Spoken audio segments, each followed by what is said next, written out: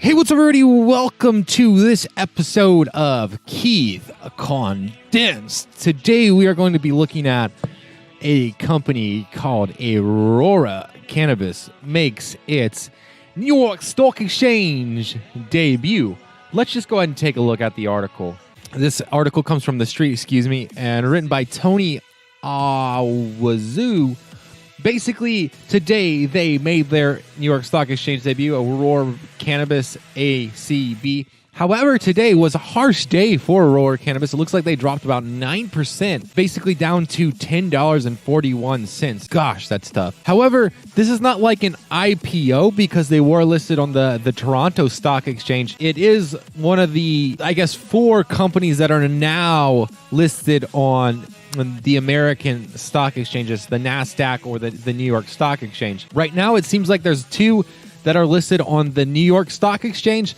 Canopy Growth, which is the largest company by market capitalization.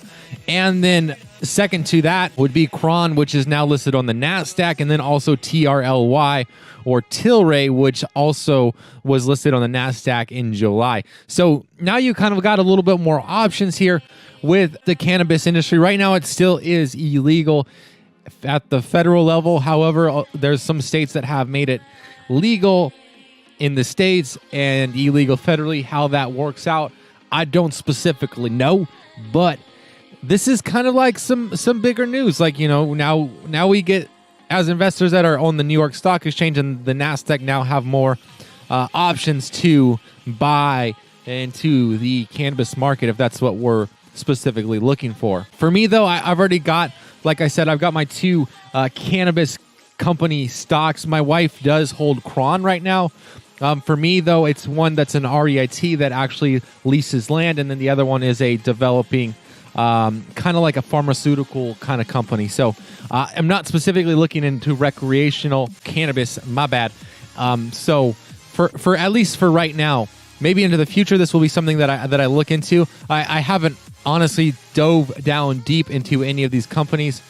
It's just, like I said, more speculative. I would need to look through and read their financial statements, look at their 10K, and see exactly where they're going and see if it's a company that I actually believe in and that I think will have solid growth moving forward. Anyways, I would love to hear your thoughts, comments, and criticisms down below. What are your thoughts on Aurora Cannabis moving forward? Do you think it's a good company? Do you think that, we should just leave the cannabis industry alone for a while until it becomes legal at the federal level? Like, what are your thoughts, comments, and criticisms? I would love to see them down in the comment section. Anyways, until next time, it's your boy, Coach Keith. Peace out.